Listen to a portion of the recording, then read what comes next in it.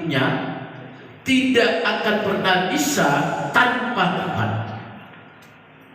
Orang bisa menjadi hidup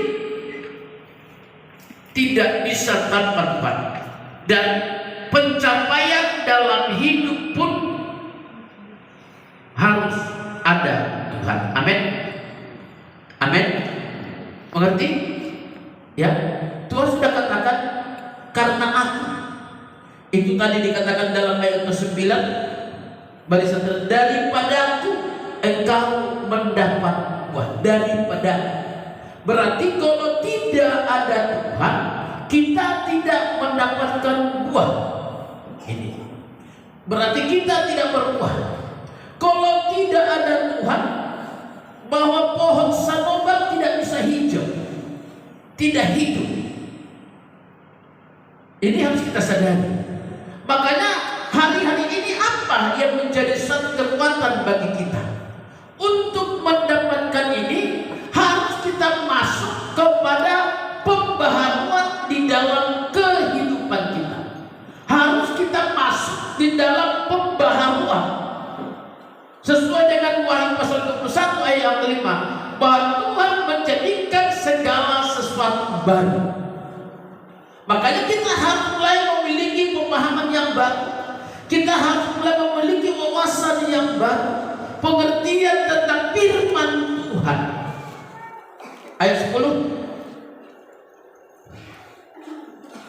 Siapa yang bijaksana, biarlah ia memahami semuanya ini. Perhatikan, siapa yang bijaksana, biar dia memahami. Orang yang bijaksana adalah orang yang memahami. Terus, siapa yang paham, biarlah ia mengetahuinya. orang yang paham akan memiliki pengetahuan. Terus, sebab jalan-jalan Tuhan adalah lurus, dan orang benar menempuhnya, tetapi pemberontak tergelincir di situ. Dan orang yang punya pengetahuan harus berjalan dalam jalannya Tuhan. Jalan Tuhan itu lurus, dan orang benarlah yang bisa menempuhnya walau lurus. Sebenarnya kalau lurus itu semua orang bisa, tapi Alkitab beda. Ini metode Alkitab. Metode Alkitab ini, metode Alkitab dengan metode yang luar dunia beda. Kalau metode Alkitab dalam perjalanan lurus itu adalah orang benar. Maka dikatakan orang yang benar yang bisa menjalani, yang lain tidak bisa. Di luar dari orang benar tidak bisa menjalani. Yang suka menjalani orang pasti apa? Jalan yang berbelok-belok. Suka dia. Itu metode Alkitab. Tapi kalau metode dunia ini bebas, yang belok, yang lambat. Dan lihat, ya, orang yang benar berjalan dalam kehidupan yang lurus. Maka jangan belajar kita berjalan yang belok-belok. Belok-belok itu adalah alasan-alasan. Kenapa nggak gereja? Bapak, halanyo, basah. Bapak belok, kamu malah 5 tahun ini. Kalau enak tak, ala 5 tahun tak, tuh masalah saot itu bapak itu. Memang malam ni nggak tuh kau ingat, malam ni kita berminggu sipir sipatu kita lagi. Bapak lagi repot, dia berbedai, tidak. Suami istri berbedai, sasaran Tuhan. Jalan berbelok-belok. Tapi perhatikan, ya, orang di dalam ayat 10 tadi, orang yang bijaksana. Orang yang bijaksana biar ia memahami semua ini. Siapa yang paham, biarlah ia memiliki pengetahuan. Ini. Jadi panjang ya. Ini harus kita ungkapkan. Kenapa? Sebab kalau kita mau berubah dan kita mau berjalan dalam metode Alkitab dan sesuai dengan Wahyu 21 ayat 5 untuk hidup dalam pembaharuan, harus mulai kita paham ini dulu. Orang gak akan pernah bisa memahami, orang gak akan pernah bisa berubah kalau tidak memahami. Orang yang tidak bisa pernah berubah kalau dia tidak memiliki pengetahuan. Orang tidak akan pernah bijaksana kalau dia tidak memiliki pengetahuan dan pemahaman. Salah pemahaman, salah pelaksanaan. Amin. Amin. Kalau kita tidak tidak paham, pasti kita tidak bisa melakukan. Mengerti tidak? Maka penting kita harus pahami Alkitab, pahami firman Tuhan tentang ibadah, pahami firman Tuhan tentang doa, pahami firman Tuhan tentang mendapatkan hadirat Allah dalam pujian. Harus kita paham. Ketika kita memahami, maka kita akan mengetahuinya. Sama dengan pemain musik seharusnya setiap ini. Pemain musik ini kalau nggak dia paham, nggak mengerti, dia mengetahui ya. Karena dia sudah paham. Dan D, kunci D, paham dia. Karena sudah dia tahu. Karena sudah tahu dia paham. Ya, ketinggian. Tolong jawab pertimut. Semua dapat tipu ina. Patut pujo. Satu oktav. Karena dia sudah paham di mana letak setengah oktav. Ada usah parowa teh. Ada kok. Jangan lupa nih. Ya. Nomor yang tuh sih membuat ini. Kurang panik tuh. Jadi karena sudah paham, kadang-kadang kan memang musik sama MC kan sudah tahu, sama singa kan sudah mengerti ada kode-kodenya. Ya sudah paham dan mengerti. Makanya orang itu katakan bijak. Karena mereka sudah paham tentang musik dan mengerti, saling memahami dan saling mengerti pemain musik dengan pemimpin pujian. Pasti bijaksana. Pemimpin pujian menjadi orang yang bijaksana. Bagaimana bijaksananya? Sama-sama mereka akan memiliki kebijaksanaan. Bukan kebijaksanaan dalam perwakilan, kebijaksanaan perwakilan rakyat, bukan itu. Ya, mereka akan bijaksana ketika mungkin lagu itu. Ya, bagaimana mereka akan bijaksana mengubah. Atau ketinggian bagaimana mereka membuat kebijaksanaan. Ketika mungkin lagu itu belum paham, ya mereka akan bijaksana. Maka setiap pemain itu harus bijaksana. Pemimpin pujian juga bijaksana. Masalah waktu, masalah semuanya harus bijaksana. Dan bagaimana di sorna, kenapa kau pemimpin pujian dong dan bijaksana? Masalah bermusik, siapa bermusik? C, saya paksa benar. D, dipaksa terus D. Maaf, dia lihun. Nggak dia naik permusik kalau satu C. Saya mau pemimpin pujian, dipaksa D, saya paksa D. Lama. Makanya harus bijaksana. Maka pemimpin pujian juga baik di komsel harus bijaksana. Dengarkan dulu musik, menang bayar selera. Kalau dia sudah mengetahui, ala yang menanya tusi paksa musik. Ngayon gua siap D, dipaksa masih C, para lama. Dulu cuma pergitan. Mengalama dia bersuara, dia menegak. Nekat semalam baru pindah ke Cina. Oh, di Sorblena ngaji habis itu. Jadi semua itu satu contoh. Itu satu contoh. Jadi kalau sudah mengerti dan sudah mengetahui, memahami, pasti akan menjadi orang bijaksana. Jadi bukan hanya sornya. Allah SWT sampai 5 hari ini, sampai ngesbukian ini, ada pintu 5 hari itu dalam hari pintu 5. Baik mak, sehari itu deh, tak baik mainan sampai habis mak. Satu pada pujian. Jadi harus kita bijaksana. Amin. Kenapa? Karena dia memahami dan mengetahui. Gitu. Ini harus kita pahami. Demikian firman Tuhan. Demikian firman Tuhan harus kita pahami. Ya. Dalam kesaksian juga harus mengerti tentang kesaksian, mengerti dan memahami dan mengetahui dan bijaksana kesaksian. Nomor teli-teli bergajah-gajah. Harus itu semua.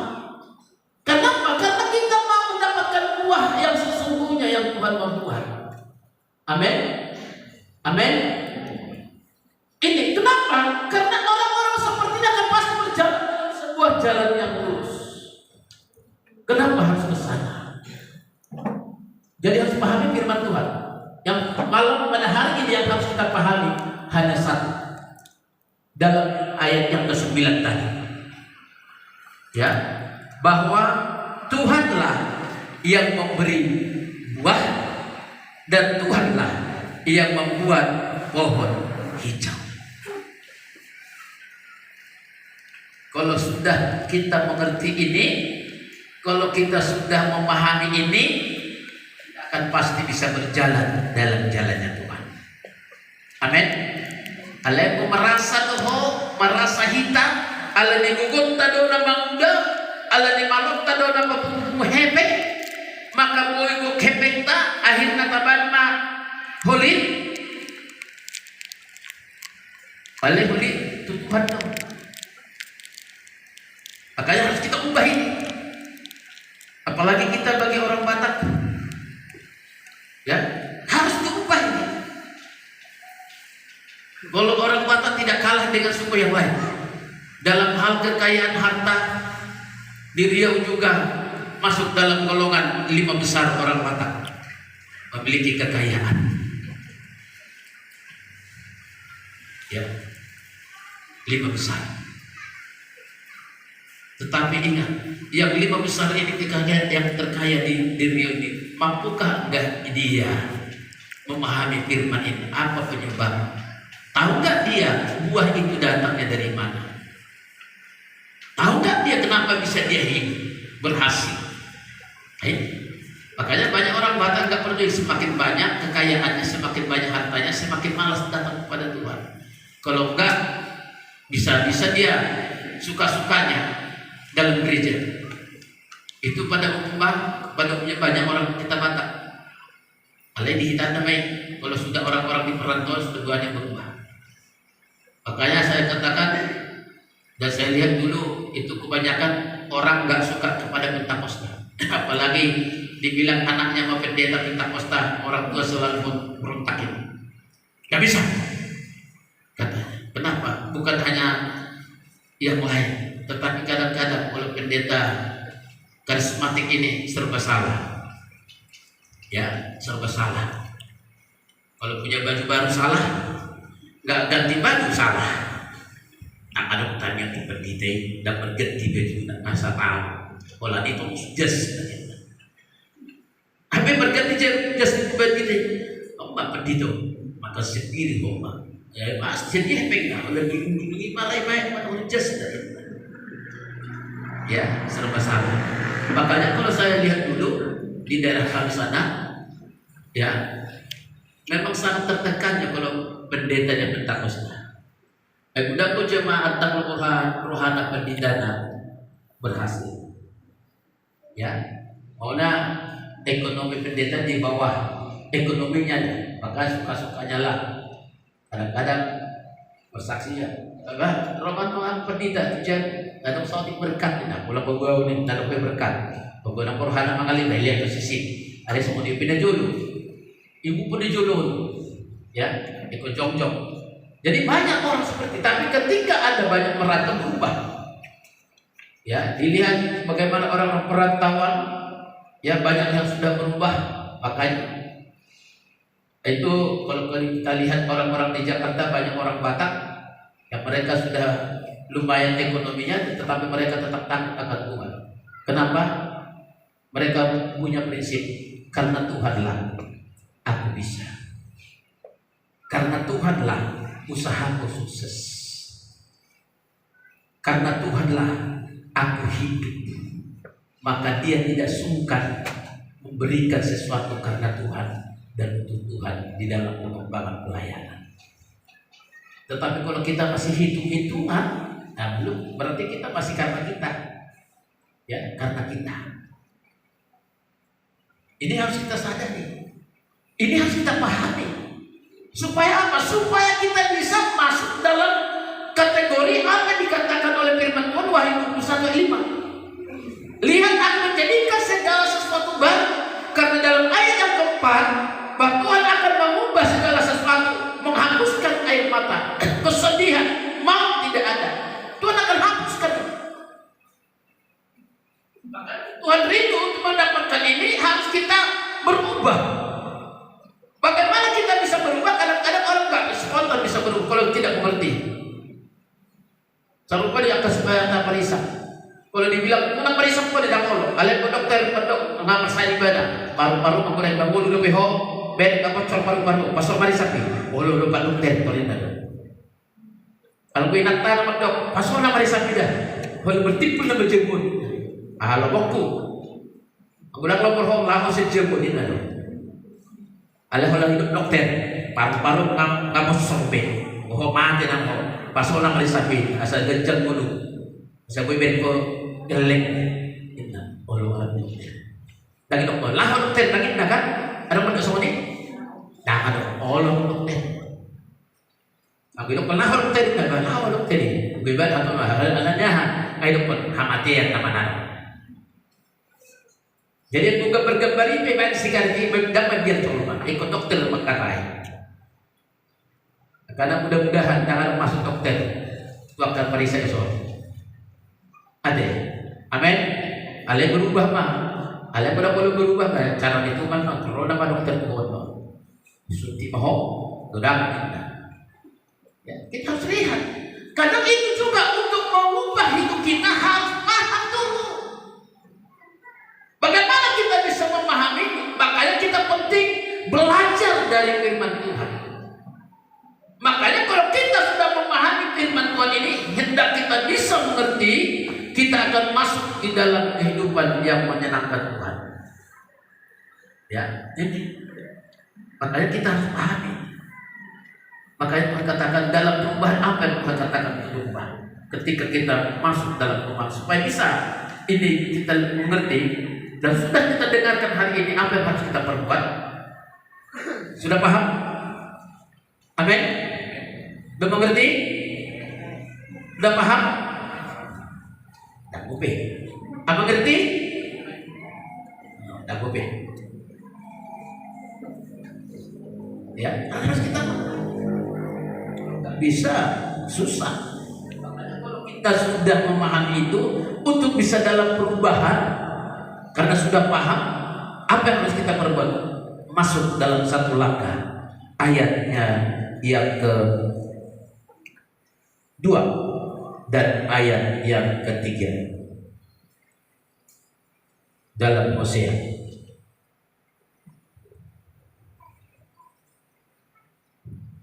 Hosea 8 14. Hosea 14 ayat 2 sampai 3 demikian firman Tuhan. Bertobatlah hai Israel kepada Tuhan Allahmu, sebab engkau telah tergelincir karena kesalahanmu. Bawalah sertamu kata-kata penyesalan dan bertobatlah kepada Tuhan. Katakanlah kepadanya, ampunilah segala kesalahan sehingga kami mendapat yang baik. Maka kami akan mempersembahkan pengakuan kami. Ya. Untuk masuk di dalam pembaharuan itu, kalau kita sudah paham dan mengerti tentang Alkitab tadi dalam firman Tuhan bahwa hidup kita ini karena Tuhan dan buah itu karena Tuhan, makanya praktek untuk masuk dalam pembaharuan ini harus kita bertobat, berhenti berbuat dosa, datang kepada firman, datang kepada Tuhan. Pertobatan ini bukan hanya sekedar bertobat, tetapi kita harus memiliki kehidupan ada penyesalan. Jadi rupanya kata penyesalan ini sangat bernilai di mata Tuhan. Amin. Amin. Ketika kita sudah pahami firman ini, selama ini kita merasa hidup kita ini ada karena kekuatan kita, karena uang yang kita dapatkan karena kita pintar menabung, karena kita orang bijak perasaan kita. Padahal sesudah firman Tuhan kita dengarkan tanda yang ke-9, buah itu berasal dari Tuhan. Pohon bisa hijau itu karena Tuhan. Ya, maka orang yang menyadari kekurangannya, orang yang menyadari kelemahannya adalah orang yang bijaksana. Maka dikatakan orang yang bijaksana akan dia mampu berkata-kata dalam bahasa penyesalan. Amin. Amin. Amin. Karena kata menyesal ini ketika kita dengar firman ya, sama seperti Paulus. Sama seperti Paulus. Ketika dia masih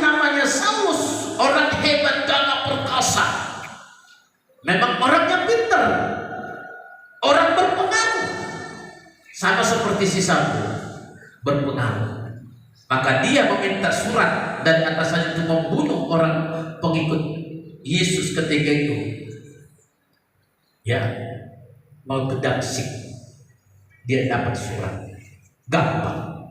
Tetapi ketika dia memahami tentang firman Tuhan, apa yang dikatakan oleh Yesus ketika itu, dalam perjalanan Saulus melihat sebuah cahaya. Akhirnya dia buta matanya secara jasmani, namun dia mendengarkan suara, Saulus, Saulus. Apa dikatakan? Kenapa? Kenapa? Kenapa engkau menganiaya membunuh? Sehingga Saulus berkata, siapa engkau Tuhan? Akulah Yesus yang kau bunuh, yang kau aniaya. Baru di sana maka buta.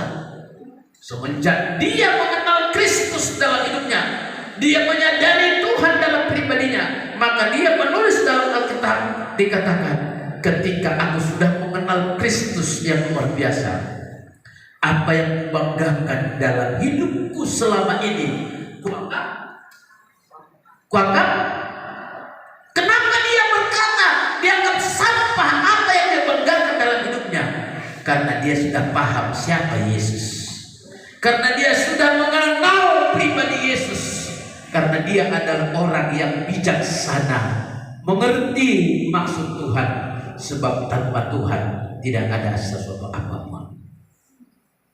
Mampukah kita berkata demikian?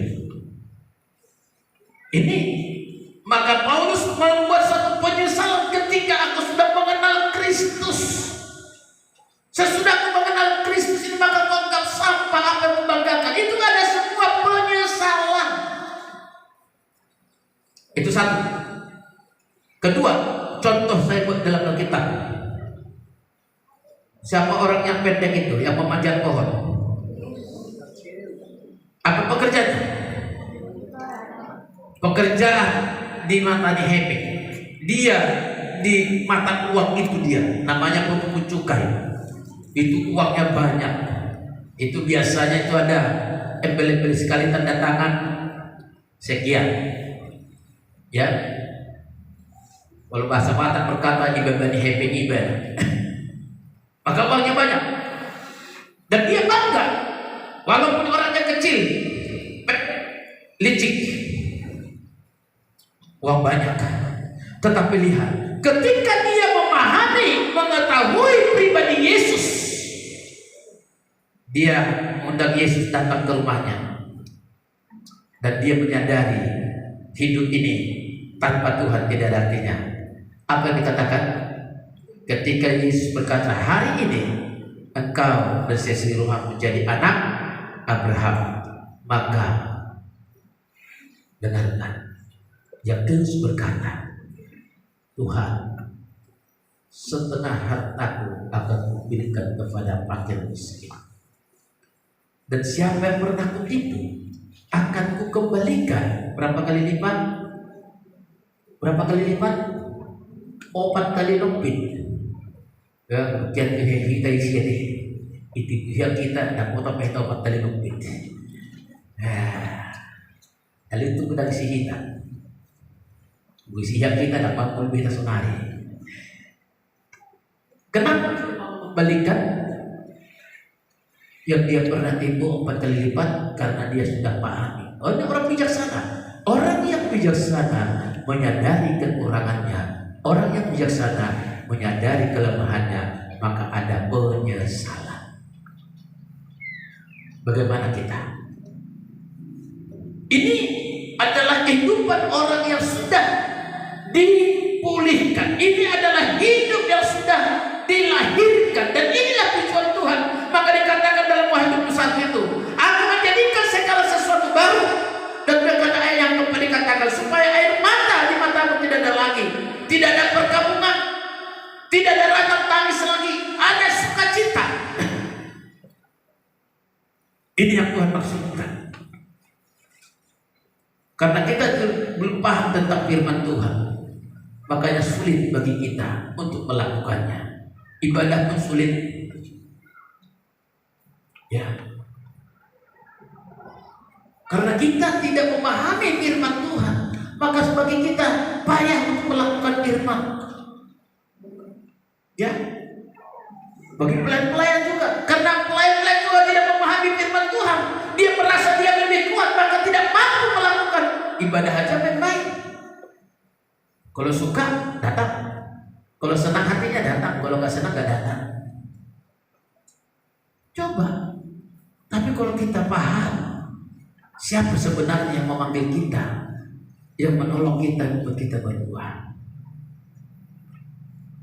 Karena kita belum paham tentang itu Tuhan, maka kita selalu bangga, ya bangga melihat uang begitu saja, waduh, tetap berkorban enggak mau, berkorban enggak mau. Ini yang harus kita pahami.